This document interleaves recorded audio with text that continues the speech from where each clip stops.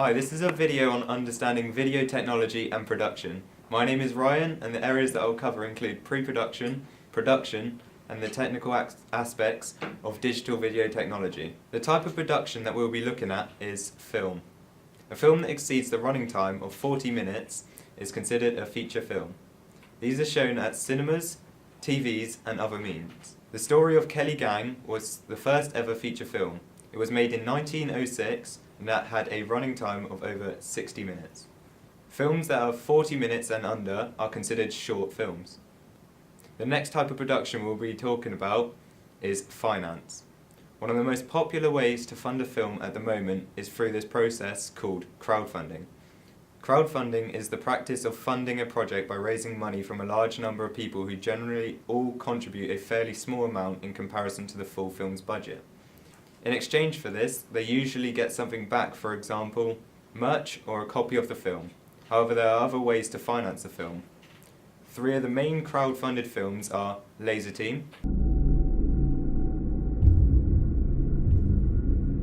In 1977, a signal was received. It is the only recorded incident of alien contact. The source of the transmission has never been revealed. Wish I Was Here. Damn it! Swear jar. The swear jar is all the money we have to send you to college, so you should be happy I curse. Well, if you can curse, then we all can curse. Is that what you want? For the next minute only, you can curse. And the Veronica Mars movie. Gator's license for your 18th birthday? What do you think that says about a person? Compulsive. Addictive personality. But that's not me anymore. My daughter, the big shot New York lawyer. You're destined for greatness. I've oversold you. My parents don't think that I could have landed a creature such as the one that I've described. Local authorities have ruled the death a homicide and are focusing their investigation on her boyfriend, Logan Eccles. I need your help, Veronica. I don't really do that anymore. Other ways you can fund a film are through the BFI Film Fund, BBC Films, Film 4, and iFeatures. Or you could also get someone with a high income to fund your production. An example of where this has happened is The Evil Dead. The next factor is time. Planning and managing your time is really important in the production of your short film. Every day has to be planned in detail to ensure the day runs smoothly by being on time and on budget. You would start by breaking down your script into sections for filming because the first and last scene may take place in the same location. So to save money and time by not having to put the set up again, you would have to shoot it all at the same time. As well as this, you would have to check the availability of the cast and the crew members because they may not be available when you need them.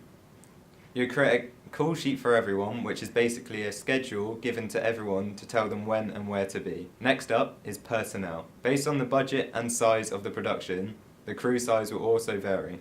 The main roles in the production are director, who is responsible for the creative direction of the production, producer, responsible for planning and coordinating the production, director of photography, responsible for making artistic decisions based on the camera and lighting, camera operator, who literally operates the camera, sound recordist, who records on-set sound. As well as these main roles, a film can also bring in specialist roles, for example, a stunt coordinator,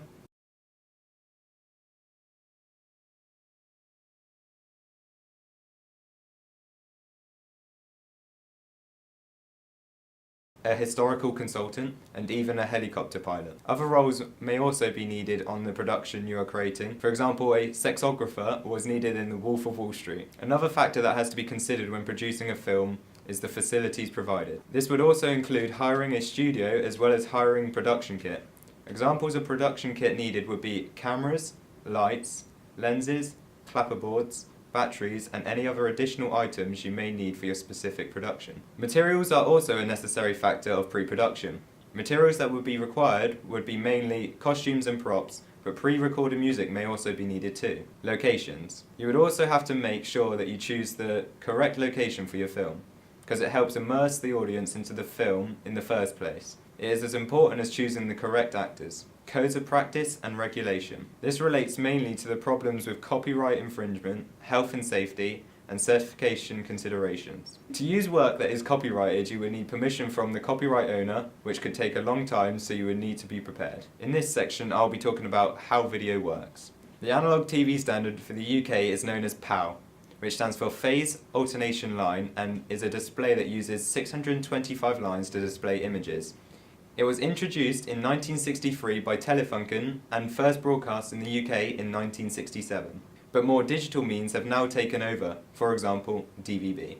Other main formats used around the world are ATSC, which replaced the NTSC in America.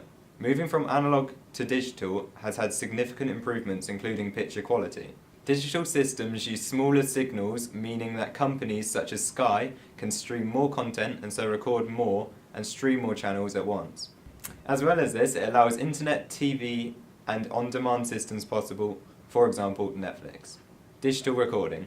In this section, I'm going to briefly explain color temperature, white balance, gain, shutter speed, exposure, focus, basic shot types, and lighting. Firstly, color temperature is the measure of light sources in degrees Kelvin and is divided into two main sections. Cool colors, over 5,000 degrees Kelvin. Warm colors, about 2,700 to 3,000 degrees Kelvin. Even though these colors tend to be naturally like this, in video production they are blue for sunlight and yellow for tungsten, although the majority of lights are now daylight balanced. If the wrong temperature color is used, your images can look unnatural. To control this, you would adjust the white balance on the camera. On most cameras there is a white balance option which is either automatic or manual. To set this on the camera, you'd make sure it's in manual mode and point towards where you'll be filming. Take a clean piece of white card and hold it so it reflects the light source.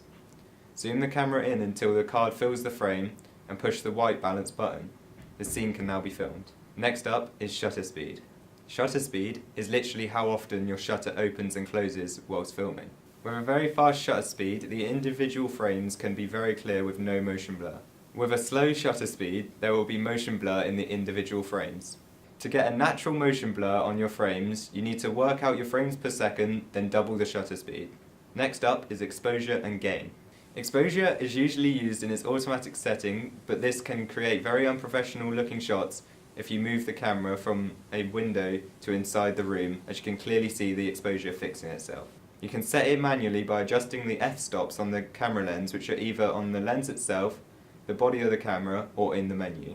This literally opens or closes the camera's iris, and so increases or decreases the amount of light falling on the sensor. In really low light, you can use the camera's gain control. This increases the camera's sensitivity to light, but can result in grainy images if overused. Next is focus. Focus is very important to make a film look professional, and autofocus should never be used when making a narrative film, unless deliberately used for a specific effect.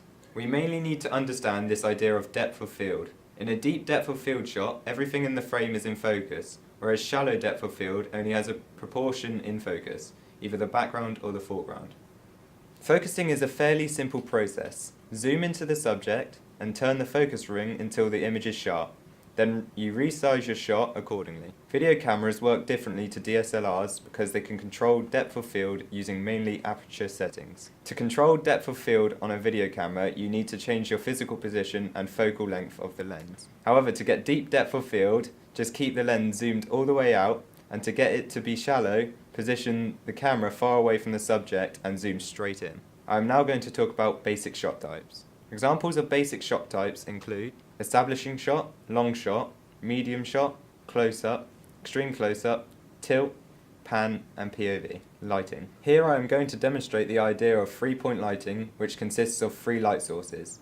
There is a key light, which is the main light source. The fill light is less powerful than the key, but it just fills in the shadows that are created by the key light. Finally, the backlight is set up behind the subject to help separate them from the background. Here they are applied to a subject. Next is digital editing. When editing this together, there was a few things that I had to do. I had to manage the files. This was where I basically organised the footage by labelling the files in a logical way that I could follow. Also, they would need to be in folders and subfolders. Sound and picture synchronization.